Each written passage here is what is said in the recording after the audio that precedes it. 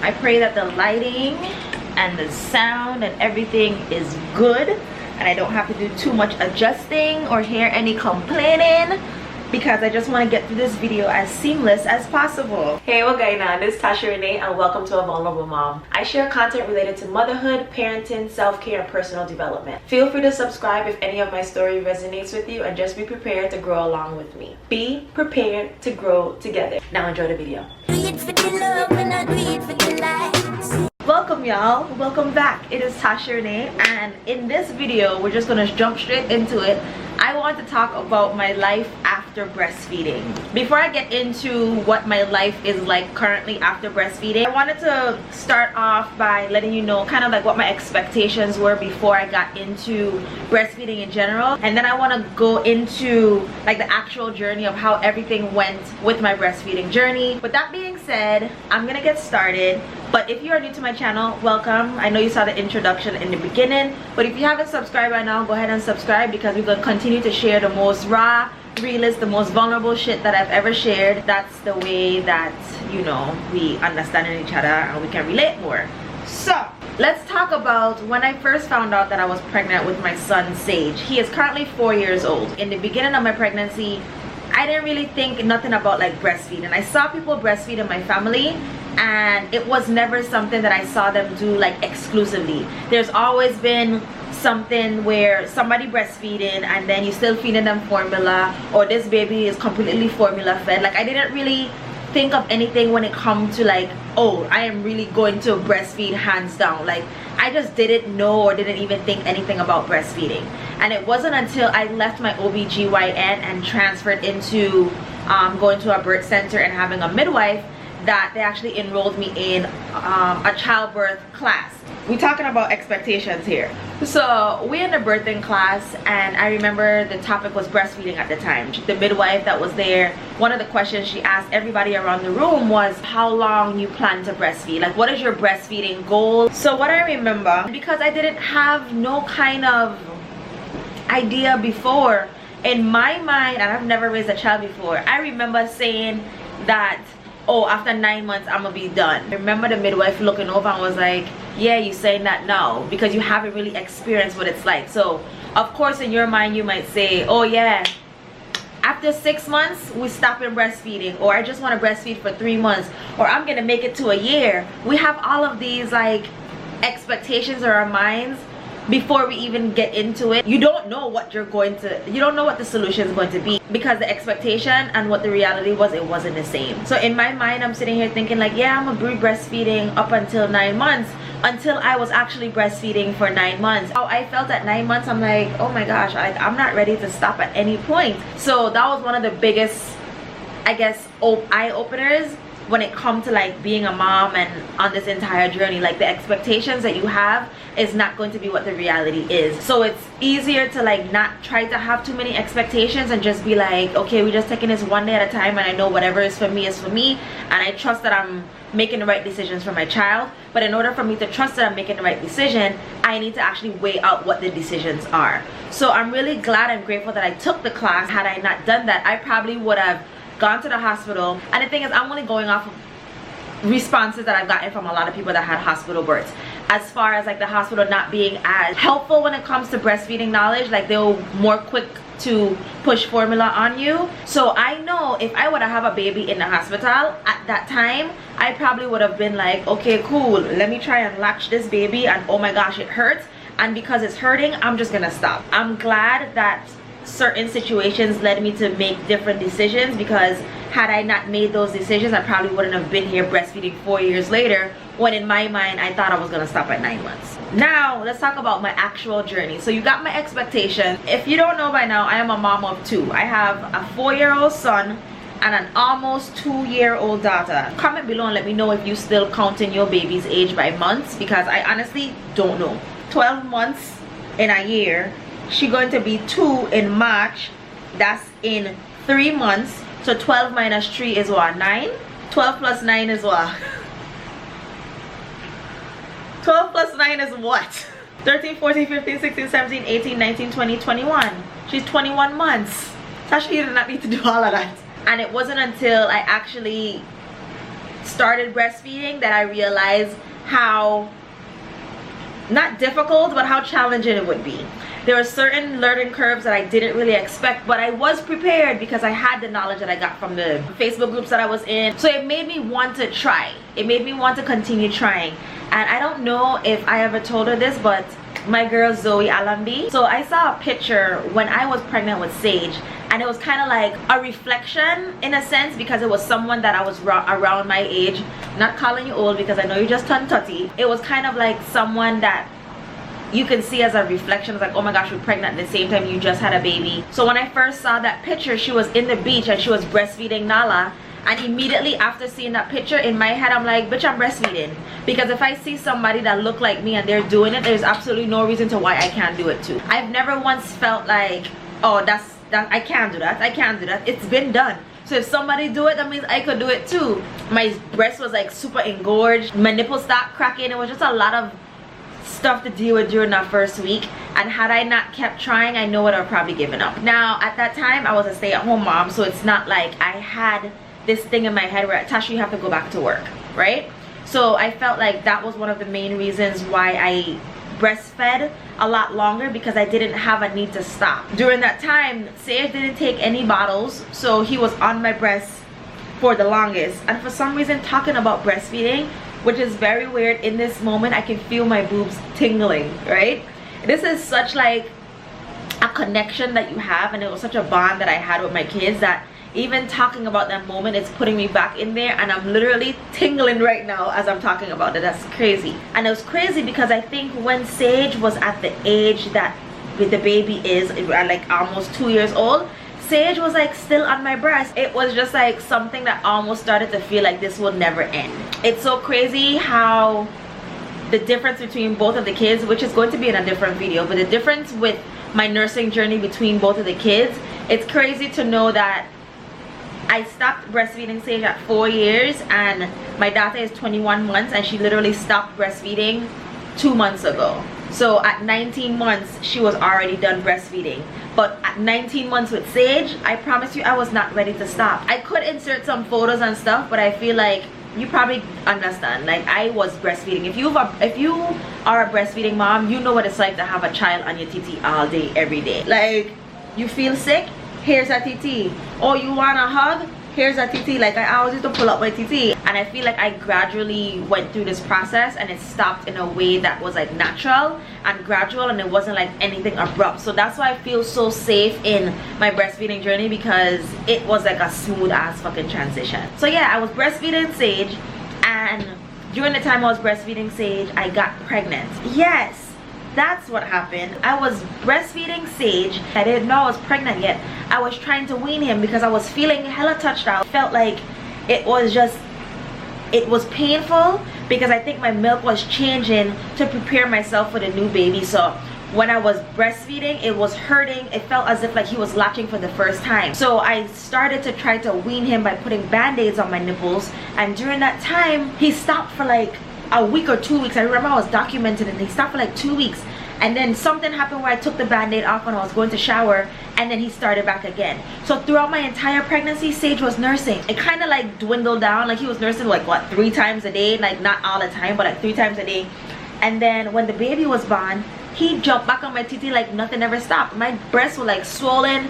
I just had a new baby, so I was tandem nursing for 19 months. I do want to say that when I was nursing baby B, in a year when I was celebrating nursing for 12 months, when it came to the baby, I was already like almost over it. I'm like, yeah, I've been here, did that. Like, I've been nursing 2 kids on my breast for a year. So it just came like, okay, all right, Tasha, when do you feel like it's going to be time? Like, when do you feel like this is the moment for you to stop breastfeeding? And I think when I got to the point where I was like, I had so much aversion, it was like, okay, all right, man, I'm like this, trying to fight myself, regardless if they're eating a whole bunch of food or not. Like, what are we doing right now? What are we doing? And it got to the point when that's when I felt like, okay, I think it's time to gradually start the weaning process. And if you haven't seen my weaning journey video, I think I made a video on how I did my whole weaning. So it's been 2 months since both of them had either been on my breast, so I can tell you my story now. So what is my life now after breastfeeding? It's crazy how I was recorded so long. I know this video is going to be chopped up, but I want y'all to know that I've been talking for 19 minutes, right? I did this whole beginning clip and it took me 19 minutes to record. So don't believe everything you see, because I promise you that by the time you watch this video, it's not going to be 19 minutes long. So one thing I did right after I stopped my breastfeeding journey, I think it was like a week or two into me weaning and not having them on my breast at all, I went and got my nipples pierced. And to be honest, it actually hurt a lot worse than I thought. I've had my nipples pierced twice before. I don't know, like I still had milk in there. It was crazy because as she put the nipple ring through, milk squirted out. As soon as she put the needle through, milk squirted out my titty. And I was just like, Tasha, you really doing this? And yes, we really are. And the kids saw it when we were going in the shower. It was just like, they did nothing. They did nothing. And I was just like, we're back. Life after breastfeeding, it's great. And it's something that I didn't know that I needed at this time of my life. They go to sleep on their own. They don't need me. And I know people who sleep train their kids, or people who put the baby in the crib and put them in the other room and all stuff like that. That's not what I did. If you're watching this and you probably be like, oh, well, my kids sleep by themselves already. Like, it's not that big of a deal. Regardless of whatever you think, my journey was, these kids was in my bed and comfortable as hell, because my love language is physical touch, and if you could touch me up, I feel good. Just be us cuddling is the most beautiful thing, but it's so much more beautiful that I can cuddle with my kids without having my TT out. It's like they're fucking growing up, bro. Like, my kids are growing up and it's blowing my mind. Like, I wish you could see my daughter right now. She's literally watching Bluey and relaxing on the beanbag. Life after breastfeeding is a new sense of freedom, because there was a point where I felt like that's all I was good for. Like, I would see Eddie put them to sleep and they just go to sleep so easy, and it was hard for me to try to put the kids to sleep because they would always want my breast first, when in reality I'm just like, but I just wanted a hug too. Why can't you just lay down on my chest like you lay down with your dad? So now that this connection of the breastfeeding is no longer, it's beautiful to know that I can just like hold them and cuddle them and build the bond in a different way. As far as like my physical appearance, I was talking about my sad ass titties the other day. I have a wedding to attend tomorrow, and this is why my hair is done, by the way. Prior to me going to the wedding tomorrow, I went to try and find clothes to put on, and it's actually the first time that I started trying on clothes since like ever, because all the clothes that I have is just like, I wear them often and I didn't need to like buy new clothes. Like, I always have clothes. I'm also looking to declutter my closet, so if you haven't checked my Shopify, check out the link below, because I'm trying to declutter my closet. Help me so I can help you. Please buy the clothes out of my closet. Like I was saying, I just went to try and find something to wear for the wedding, and so much of what I was wearing, I don't want to say made me feel insecure, but it just kind of like, bruh, Tasha, where your titties at? I remember nursing these kids, right? And when I tell you, them titties that you have when you breastfeeding, they cannot tell you nothing. Y'all couldn't talk to me nice, because the way how I had looked while I was breastfeeding, it was beautiful. And now I have no life in my breasts, so all you see is these little small little prunes with piercings in them, and it just kind of like, now I have to try to find a different way to dress up my body, because the front part is like loose. I recently had a question on my anonymous poll on Instagram where somebody asked me if I would ever get a boob lift, and it was crazy because I responded that last time me and Eddie had a conversation, and he kind of, and he asked me if I would ever, like, he told me that I'm the type of person that would get a boob lift without telling anybody, and I'm just like, I probably would. Like, if I ever felt it was that serious to the point where I want to get my boobs done, I would do it and not feel like I had to tell anybody or feel like I have to justify my decision. With that being said, I don't think I would want to have a boob lift, because I mean, these are my titties. Like, this is how my body is. At this point, I'm like, I don't give a fuck. I know that I'm gonna have another baby and the boobs gonna come back. Maybe after that, I'll look at them and still be happy and we gonna still be rocking, or I might get my titties done. Who the fuck knows? It don't even matter. It's not that serious to me.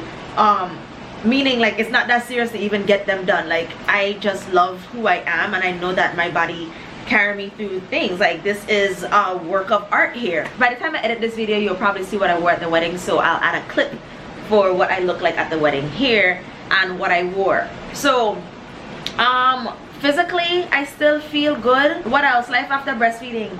Eddie feel like he reclaimed his titties back. Like, he wanted to start feeling up on my titty them, and I'm I'm not really sure if I'm like enjoying it, because I'm just like, yo bruh, these kids used to suck on this for the whole time. So I'm still trying to like work through that, because it don't bother me that he's sucking on my TT, but still, even when he's sucking on my TT, I'm sitting here, I'm like, bruh, this was my kid's milk supply, bro. I don't know. Let me see. I'm gonna ask him again. Hey there. Hey. How are you? And so I'm talking about life after breastfeeding again. I'm on the part where I was talking about what my titties look at, how droopy are, and I said something about, oh, Eddie feels like he got his titties back. So I just want to know how you feel about my breasts after breastfeeding. If you see his face, I mean, you gotta come in the camera. You ain't got no shirt on though. My honest opinion? I mean, I asked you so you can tell me. My brutal honest opinion? Sorry, in the cage. I'm glad to have my breasts back. Well, they're your breasts, but I'm glad to have them back. I'm glad that I can hold on to something at night without worrying if they're gonna be sucked on later, like after holding me. I will miss the voluptuousness of it. And it fills up from breast milk. Oh, with the milk? That shit was yeah, swollen. I was like, dang! Look at the cleavage. You know me, I'm a huge fan of you. So it don't matter. I'm one of them. Like, you saw me staring at you last night in the shower. I was like, oh, you got your, did they know? That I told my dad first my nipples. Oh, just making sure I want the secret out. Like, yeah, in the shower, I was like, bro, you got your nipples pierced. Look at you. Like, you back.